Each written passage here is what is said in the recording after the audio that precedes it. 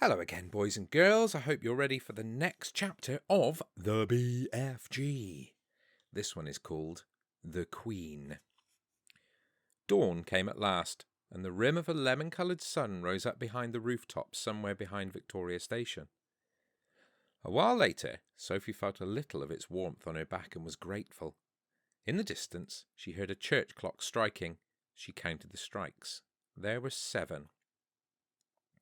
She found it almost impossible to believe that she, Sophie, a little orphan of no real importance in the world, was at this moment actually sitting high above the ground on the windowsill of the Queen of England's bedroom, with the Queen herself fast asleep in there behind the curtain not more than 5 yards away. The very idea of it was absurd. No one had ever done such a thing before. It was a terrifying thing to do. What would happen if the dream didn't work? No one, least of all the Queen, would believe a word of her story. It seemed possible that nobody had ever woken up to find a small child sitting behind the curtain on his or her windowsill. The Queen was bound to get a shock. Who wouldn't? With all the patience of a small girl who was up to something important to wait for, Sophie sat motionless on the windowsill. How much longer? She wondered. What time do queens wake up? Faint stirrings and distant sounds came to her from inside the belly of the palace. Then all at once, beyond the curtains, she heard the voice of the sleeper in the bedroom. It was a slightly blurred sleep-talker's voice. "Oh, no," it cried out. "No, don't. Someone stop them. Don't let them do it. I can't bear it. Oh, please stop them. It's horrible. Oh, it's so ghastly. Oh, no, no, no." She's having the dream, Sophie told herself. It must be really horrid. I feel so sorry for her, but it has to be done. After that, there were a few moans. Then there was a long silence. Sophie waited. She looked over her shoulder. She was terrified that she would see the man with the dog down in the garden staring up at her. But the garden was deserted. A pale summer mist hung over it like smoke. It was an enormous garden, very beautiful, with a large, funny-shaped lake at the far end. There was an island in the lake, and there were ducks swimming on the water. Inside the room beyond the curtains, Sophie suddenly heard what was obviously a knock at the door. She heard the doorknob being turned. She heard someone entering the room. "Good morning, Your Majesty," a woman was saying. It was the voice of an oldish person. There was a pause, and then a slight rattle of china and silver. "Will you have your tea on the bed, ma'am, or on the table?" "Oh, Mary, something awful has just happened." This was a voice Sophie had heard many times on radio and television, especially on Christmas Day. It was a very well-known voice. "Oh, whatever is it, ma'am?" "I've just had the most frightful dream. It was a nightmare. It was awful."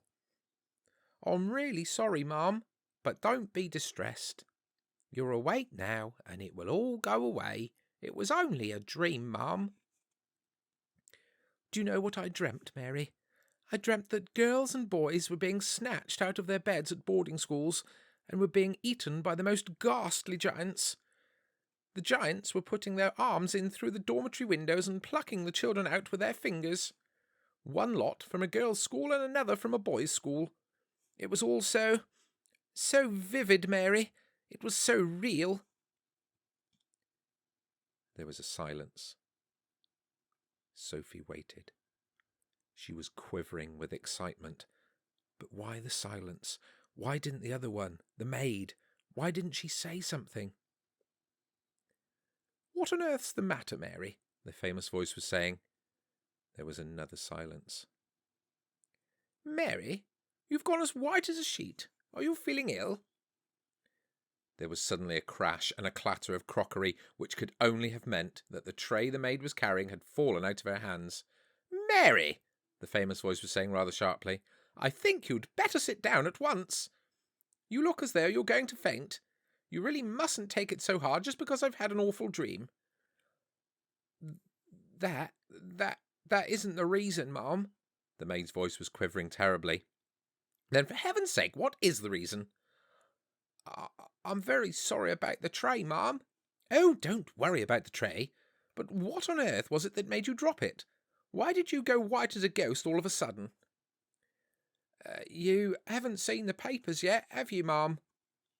"No, what do they say?" Sophie heard the rustling of a newspaper as it was being handed over.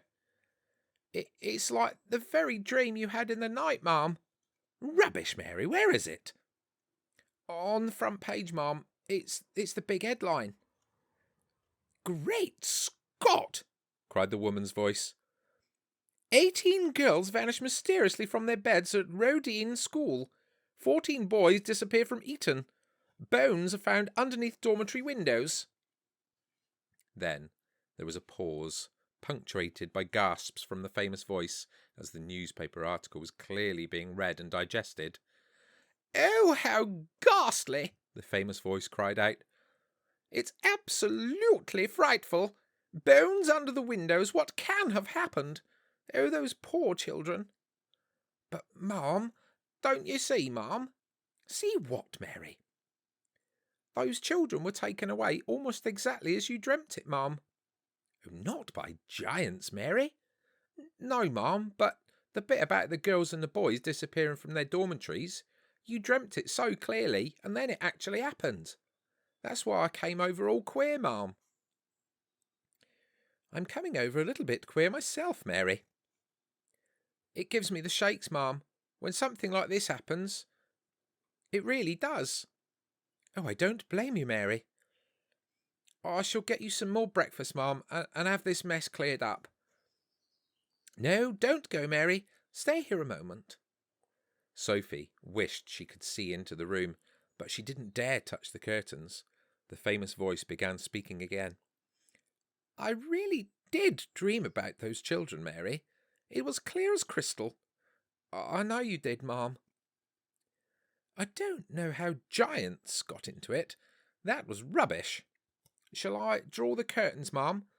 Then we shall all feel better. It's a lovely day." "Oh, please do."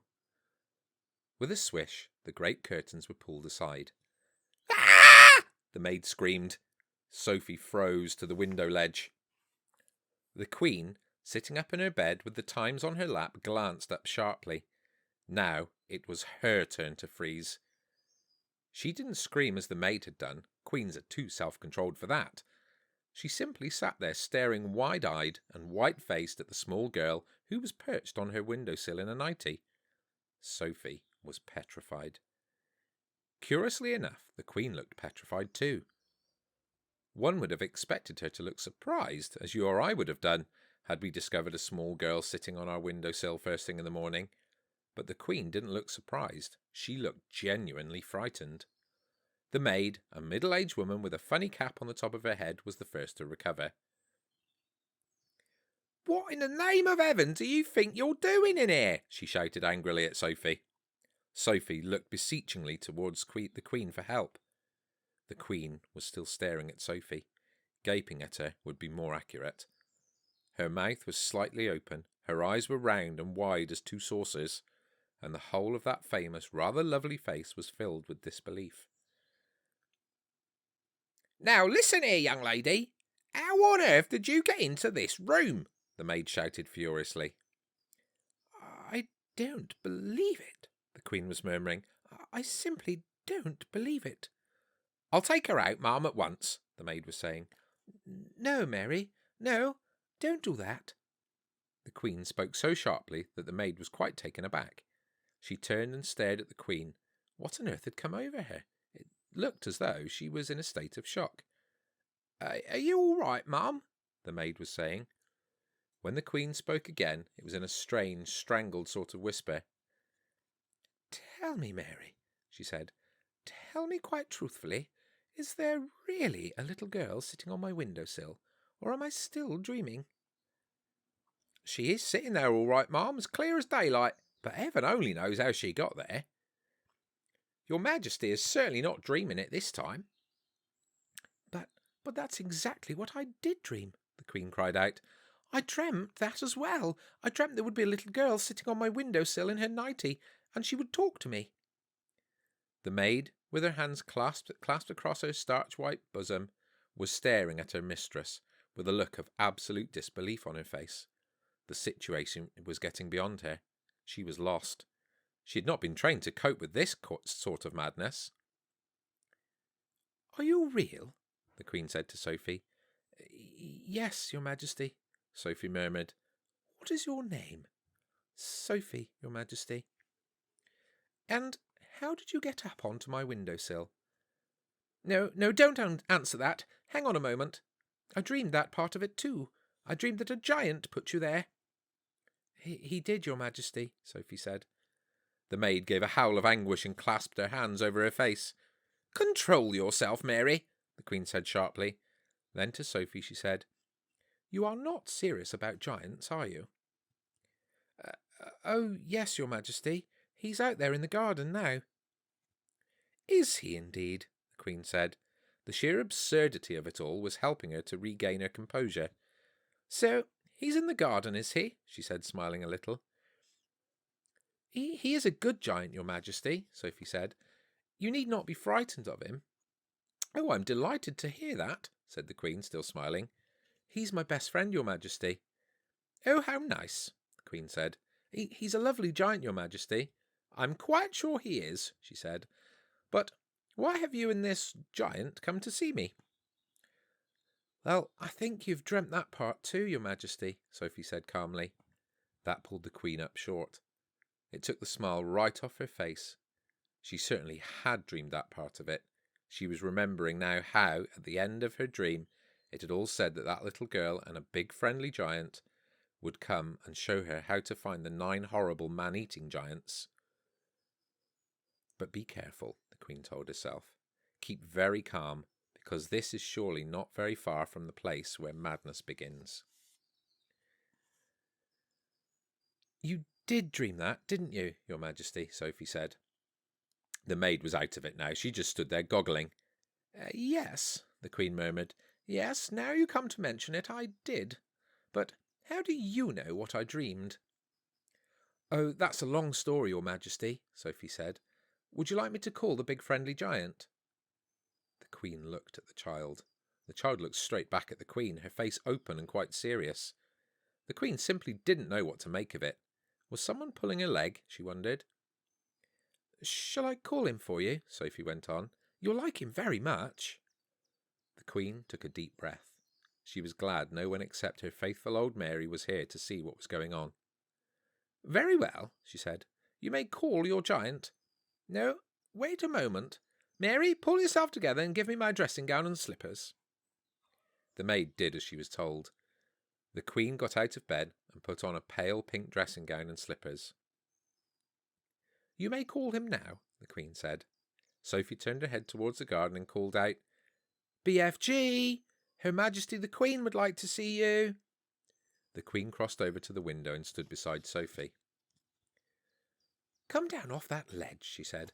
"You're going to fall backwards any moment." Sophie jumped down into the bedroom and stood beside the Queen at the open window. Mary the maid stood behind them.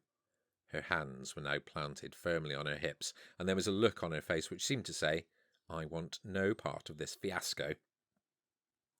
"I don't see any giant," the Queen said. "Please, wait," Sophie said. "Shall I take her away now, Ma'am?" the maid said. "Take her downstairs and give her some breakfast," the Queen said. Just then there was a rustle in the bushes beside the lake.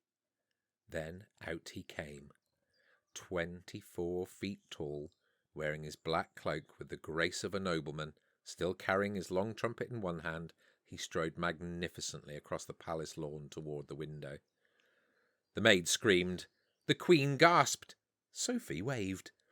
The BFG took his time. He was very dignified in his approach. When he was close to the window, where the 3 of them were standing, he stopped and made a slow, graceful bow. His head, after he had straightened up again, was almost exactly level with the watchers at the window. "Your Magister," he said, "I is your humbug servant." He bowed again.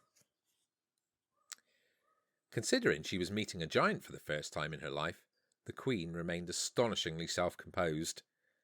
"We are very pleased to meet you," she said. Down below, a gardener was coming across the lawn with a wheelbarrow.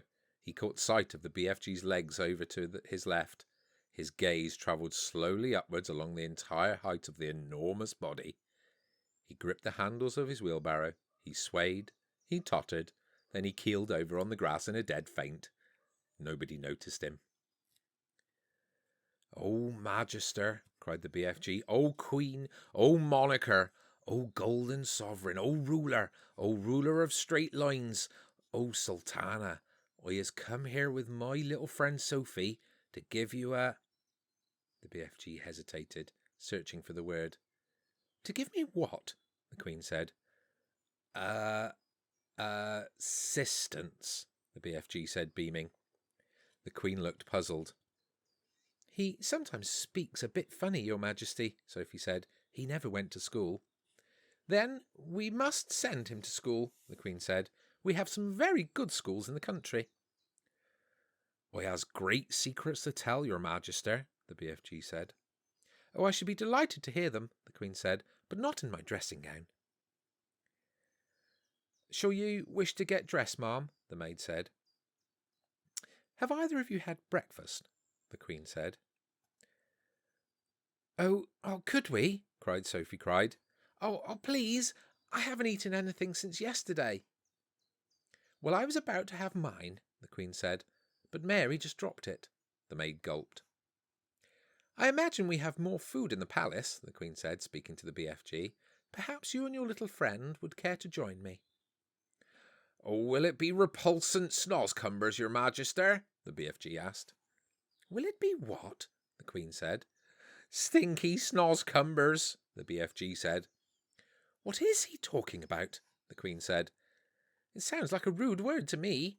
She turned to the maid and said, "Mary, ask them to serve breakfast for 3 in the— well, I think it's better to be in the ballroom. That has the highest ceiling."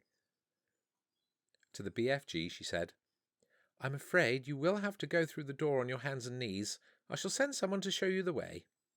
The BFG reached up and lifted Sophie out of the window. "You and I is leaving Her Magister alone to get dressed," he said. "No, leave the little girl here with me," the Queen said. "We'll have to find something for her to put on. She can't have breakfast in her nightie." The BFG returned Sophie to the bedroom. "Can we have sausages, Your Majesty?" Sophie said. "And bacon and fried eggs?" "Oh, I think we might manage that," the Queen answered with a smile. "Just you wait till you taste it," Sophie said to the BFG. "No more snozcumbers from now on." There we go, boys and girls. I hope you really enjoyed that one. And I'll see you again tomorrow. Night, night.